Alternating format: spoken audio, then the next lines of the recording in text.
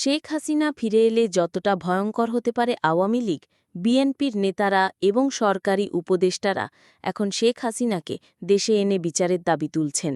এরই মধ্যে তার বিরুদ্ধে গ্রেফতারি পরোয়ানাও জারি হয়েছে। তবে প্রশ্ন হল, শেখ হাসিনা দেশে ফিরে এলে আওয়ামী লীগের জন্য পরিস্থিতি কতটা ভয়ঙ্কর হতে পারে। আওয়ামী লীগের সহকর্মী মোহাম্মদ সোহাগ বিশ্বাস মন্তব্য করেছেন, শেখ হাসিনা পালিয়ে যাননি, তিনি দেশের জন্য লড়াই করছেন। শেখ হাসিনা, যিনি বাংলাদেশের আয়রন লেডি হিসেবে পরিচিত, দীর্ঘ সময় ধরে আওয়ামী লীগের সভাপতি ও দেশের শাসক ছিলেন। ৪ আগস্ট পর্যন্ত তিনি জনগণের সামনে শক্তিশালী অবস্থানে ছিলেন, কিন্তু ৫ আগস্ট আইনশৃঙ্খলা বাহিনীর পাহারায় দেশ ছাড়তে বাধ্য হয়েছিলেন।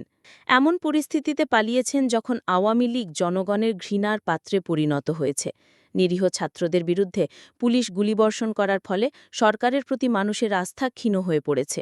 পালানোর আগে শেখ পরিবারের অন্যান্য সদস্যরাও দেশ ছাড়েন।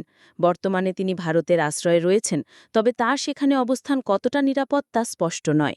বৈষম্য বিরোধী আন্দোলনে ১৫০০-এরও বেশি মানুষ প্রাণ হারিয়েছে এবং বহু মানুষ এখনও নিখোঁজ। এদিকে গণহত্যার বিচার করতে একটি ট্রাইব্যুনাল গঠন করা হয়েছে এবং শেখ হাসিনা সহ জড়িতদের বিরুদ্ধে গ্রেফতারি পরোয়ানাও জারি হয়েছে। রাজনৈতিক বিশ্লেষকরা মনে করছেন, যদি শেখ হাসিনা দেশে ফিরে আসেন তাহলে রাজনৈতিক অস্থিরতা বৃদ্ধি পাবে।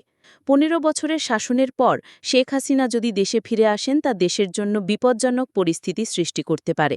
কিছু বিশেষজ্ঞ মনে করছেন, গৃহযুদ্ধেরও আশঙ্কা রয়েছে। শেখ হাসিনা দেশ ছাড়ার পর আওয়ামী লীগের নেতাকর্মীরা অনেকেই পালিয়ে গেছেন, কিন্তু তিনি ফিরলে তারা আবার রাজনৈতিক মাঠে ফিরে আসতে চাইবেন। ফলে আওয়ামী লীগের রাজনৈতিক পরিস্থিতি আরও জটিল হতে পারে। মোহাম্মদ সোহাগ বিশ্বাসের মন্তব্য অনুযায়ী, শেখ হাসিনার দেশে ফেরার পরিস্থিতি রাজনৈতিক অস্থিরতা সৃষ্টি করতে পারে। সম্প্রতি জাতীয় দৈনিক কালের কণ্ঠের বরাত দিয়ে আন্তর্জাতিকভাবে সেনাবাহিনীর ওপর নিষেধাজ্ঞা এবং বাংলাদেশের রাজনৈতিক পরিস্থিতি, ফিরছেন হাসিনা শীর্ষক শিরোনামে একাধিক পোস্ট সামাজিক যোগাযোগ মাধ্যমে দেখা গেছে। তবে এই সংবাদটিকে ভুয়া বলে চিহ্নিত করেছে তথ্য যাচাইকারী সংস্থা রিউমার স্ক্যানার। রিউমার স্ক্যানারের অনুসন্ধানে জানা গেছে, কালের কণ্ঠ এ ধরনের কোনো সংবাদ প্রকাশ করেনি, বরং ব্লগস্পটের বিনামূল্যের ডোমেন সাইটে কালের কণ্ঠের লোগো ব্যবহার করে ভুয়া এ দাবিটি প্রচার করা হয়েছে। এমনকি ফেসবুকে যেসব পোস্টে এই দাবি করা হচ্ছে, সেসব পোস্টে কালের কণ্ঠা সূত্র ব্যবহার করা হচ্ছে। তবে পত্রিকাটির ওয়েবসাইট ও প্রিন্ট সংস্করণে এ ধরনের কোনো সংবাদ প্রকাশের প্রমাণ মেলেনি।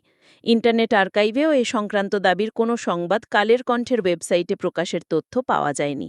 বিষয়টি অনুসন্ধান করতে গিয়ে রিউমার স্ক্যানার ব্লগস্পটে একটি বিনামূল্যের ডোমেন সাইটের কথিত একটি সংবাদের লিঙ্ক খুঁজে পায়। ফেসবুকের কিছু পোস্টে কালের কণ্ঠ লোগো সম্বলিত সাইটের আন্তর্জাতিকভাবে সেনাবাহিনীর ওপর নিষেধাজ্ঞা এবং বাংলাদেশের রাজনৈতিক পরিস্থিতি, ফিরছেন হাসিনা শীর্ষক লিঙ্ক শেয়ার করে উক্ত দাবিটি প্রচার করা হচ্ছে।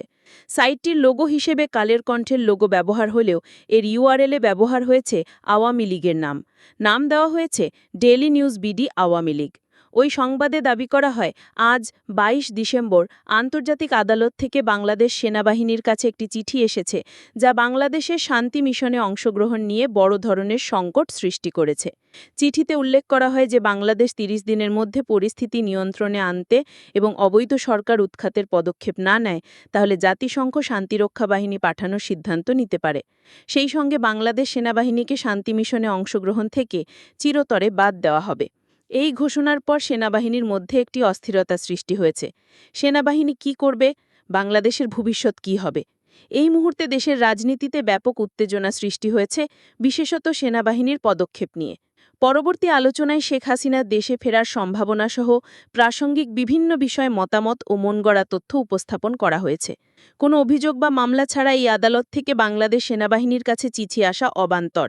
কালের কণ্ঠ ছাড়া অন্য গণমাধ্যমগুলোতে এমন কোনো তথ্য আসেনি। এছাড়া এই বিষয়টি নিয়ে জাতিসংঘের বক্তব্য সম্বলিত কোনো সংবাদ দেশীয় ও আন্তর্জাতিক গণমাধ্যমে পাওয়া যায়নি।